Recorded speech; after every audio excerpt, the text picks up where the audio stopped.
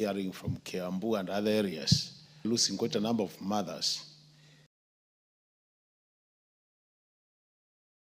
As Dr. Nyika was moving, I realized that the focus is more on the children below the 28 days, Honorable Speaker. And this is informed by the fact that statistics do prove that up to 5 years, things are not very bad these days. And the issue, Honorable Speaker, is it is unfortunate that in these modern days, when technology has improved this much, we could still see our children dying, and more so below the 28 days, Honorable Speaker. And the worst is where you even lose a mother. But Honorable Speaker, one of the interesting things of this bill is the element of monitoring and evaluation. And to me, that's what I'm very attracted to that, Honorable Speaker. Why am I saying that? Because through monitoring and evaluation, Honorable Speaker, we'll be able to know if there's a maternal death. We'll be able to document what factors have contributed to that death.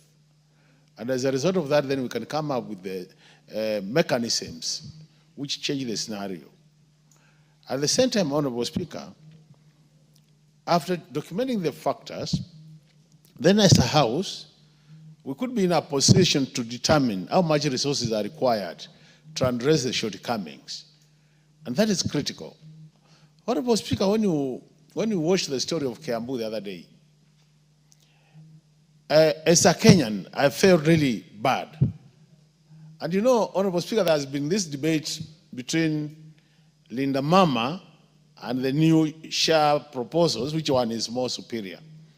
And I think these are some of the things which would make us and the Kenyan women feel like Linda Mama was more senior or superior in terms of services than the one being called the family package.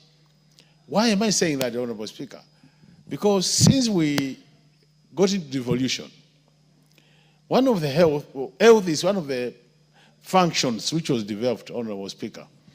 And we have seen over time, in many areas, and more so the marginalized areas of this country, the health indicators are actually getting worse as a result of this devolving of the health function, Honorable Speaker.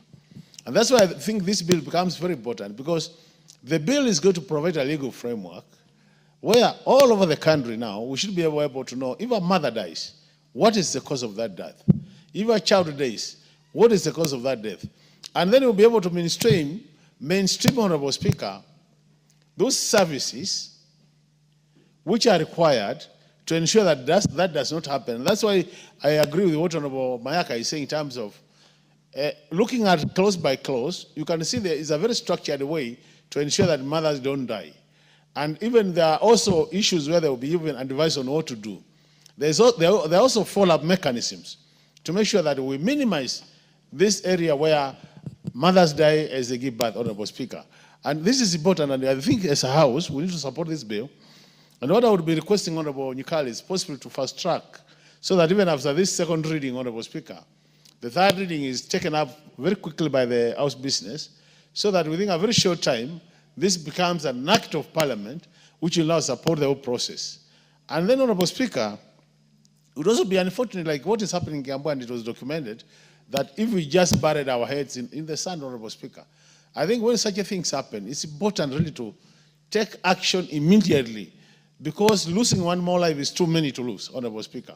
So from where I sit, I think this bill is good, and let's ensure, Speaker, the health sector in any country is a sector which should be taken very serious. And Honorable Speaker, I want to tell you, because we live in the counties, as a member of Parliament, Honorable Speaker, anytime I sit in my office on Fridays, because I sit there on Fridays to listen to my people, Honorable Speaker, the kind of problems our people are going in the health sector are things you cannot explain, Honorable Speaker. Somebody comes to your office and tells you, I've gone to the hospital, this drug has been prescribed for me, I can't afford, and the hospital doesn't have the drug. Up to an extent, Honorable Speaker, where people are going to ask to go to the chemistry to buy needles, Honorable Speaker. So, Honorable Speaker, for me, I think really as a country, this health sector, the health issues of this country, We need to take time and discuss them. We need a serious national discourse, matters health, so that as Kenyans we say, what is ailing us? And once we agree on the way forward, we have come up with the solutions which will serve Kenyans who are in the urban setting, where we have so many doctors and private clinics, and we have also proposals which will serve Kenyans who are very marginalized areas, where transport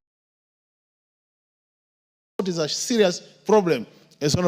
Within the same county, you need to take 3 hours to reach a health center, and more so, a health center where you can have maternal services, Honorable Speaker. So we must factor in such situations where we have areas which are so remote from the health center that for you to reach a health center, you need 3 or 4 hours. In such a case, what happens to a mother who has complications, Honorable Speaker? And that's why we also must be discussing. At one point, Honorable Speaker, this issue of mobile clinics was very common, so that you have mobile clinics in such remote areas, so that when you have an emergency, you can actually save life. Because by having our mothers dying as they give birth, Honorable Speaker, we are saying we are not then going to allow this country to have more people. And I think it is good to have more people as a country. It's good, Honorable Speaker, for purposes of ensuring that, because most people now are planning, through family planning, most people just want 2 children or 3. So in a situation where you give birth and the child dies, Honorable Speaker, you can see the frustration in that family. I have heard Honorable Millie saying through our bill, and I always, she brings our amendment, which I will be supporting, we also take sure some of our traditions, Honorable Speaker. In a situation where Honorable Millie wants me to be in a labor ward at my age, although I'm not Honorable